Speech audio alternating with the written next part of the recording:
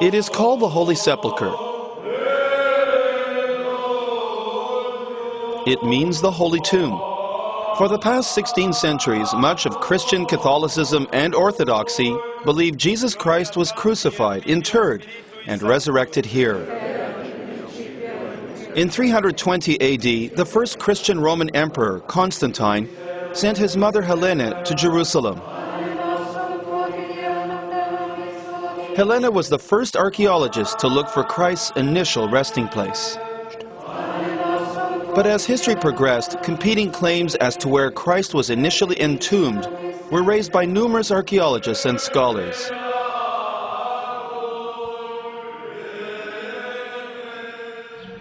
For many Protestant and evangelical denominations, it is the Garden Tomb, not the Holy Sepulchre, where is the true initial resting place of Christ. It was declared as Christ's tomb by British General George Gordon in 1882. Competing claims of Christ's tomb is an explosive archaeological and theological issue.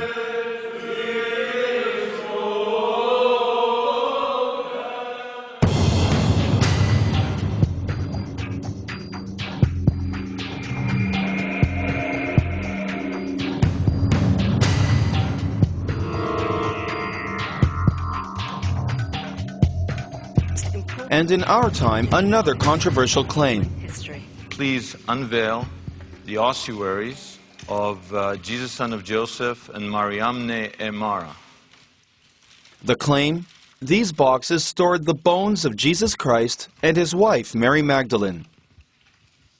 Hollywood movie maker James Cameron, the Academy Award-winning director of the film Titanic, produced a documentary broadcast on the Vision television network to prove Jesus existed, his tomb discovered. Now, I've never doubted that there was a historical Jesus, that he walked the earth 2,000 years ago, but the simple fact is that there's never been a shred of physical, archaeological evidence to support that fact until right now. In the film, The Lost Tomb of Jesus, Cameron's team makes highly controversial claims. This tomb, they say, contained bone boxes of key biblical figures. Jesus, son of Joseph.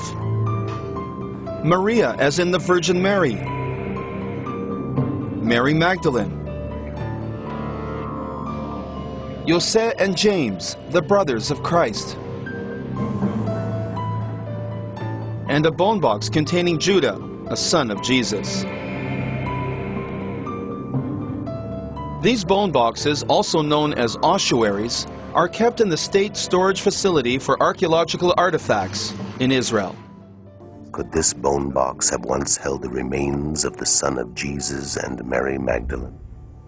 I think there will certainly be those that will say that we're attempting to in some way undermine Christianity, and that's really, really very far from the case. I think what this find does, and what this film does, and what this investigation does, is it celebrates the real-life existence of these people. For millions of Christians, especially evangelicals, the claim smells of the same sensationalism that made Dan Brown's Da Vinci Code a mega bestseller and a massive moneymaker. Brown's book portrays Jesus as a man, a lover, and a father. It, however, is a self-declared novel and does not claim to present the truth. James Cameron claims his find is fact, not fiction, and that's what makes it all the more explosive. It challenges the fundamental belief of millions of Christians in the resurrection of Jesus Christ. Archaeologists say when you're going to make such a contention, you have to have clear-cut, unbeatable evidence. And in this case, they say the evidence just does not measure up. David Parsons represents the International Christian Embassy Evangelical Movement. James Cameron came on board. They had money to do this project, thinking it would be a big marketing success like Dan Brown's novel. And yes, there's money to be made in it. For those of us who have had an encounter with Jesus, it's an attempt to undermine or bury Christianity.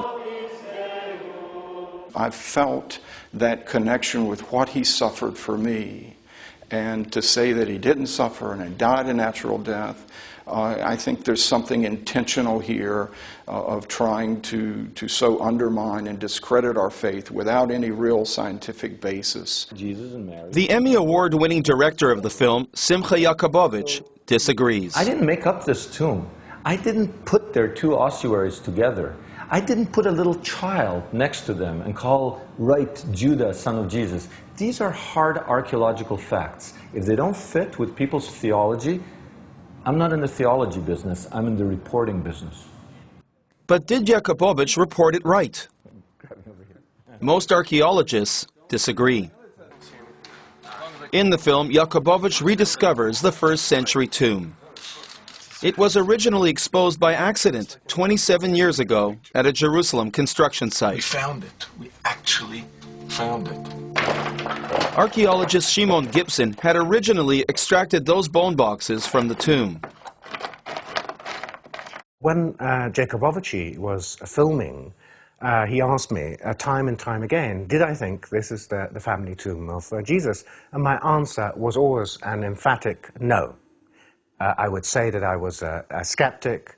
I thought that the idea of a family tomb around Jerusalem was an interesting one which scholars actually hadn't dealt with before, but I didn't think that the evidences that came out from the excavation of the Tapiot tomb were convincing enough to me as an archaeologist to sustain the validity of the ideas which he was putting forward.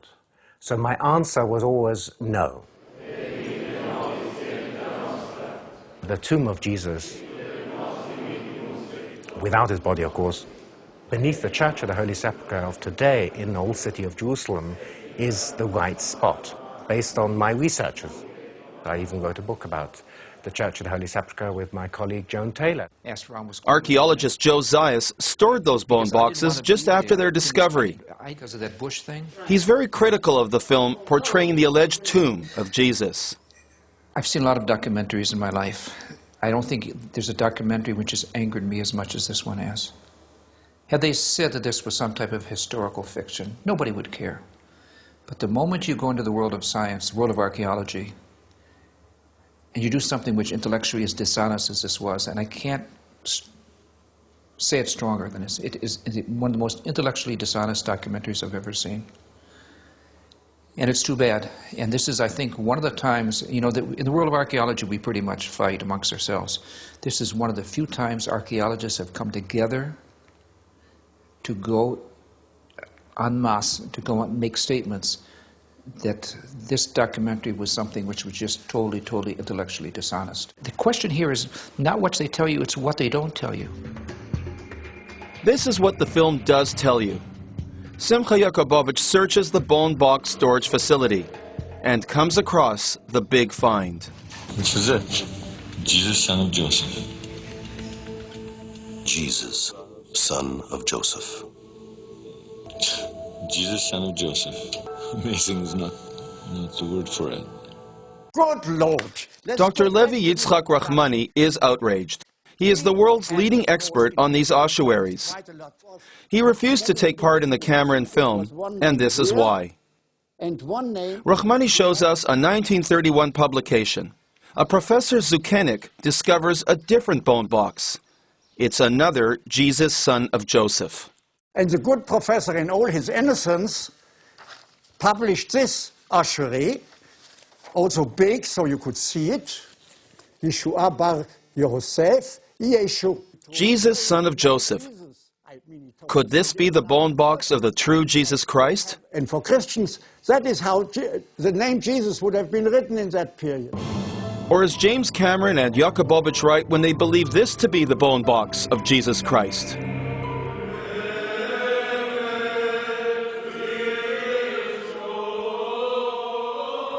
Or, as millions of Christians would believe, the true Jesus Christ never died as a mortal.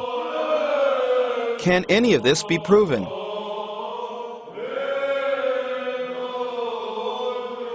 For experts, this is a big archaeological landmine. Many questions, but no real answers.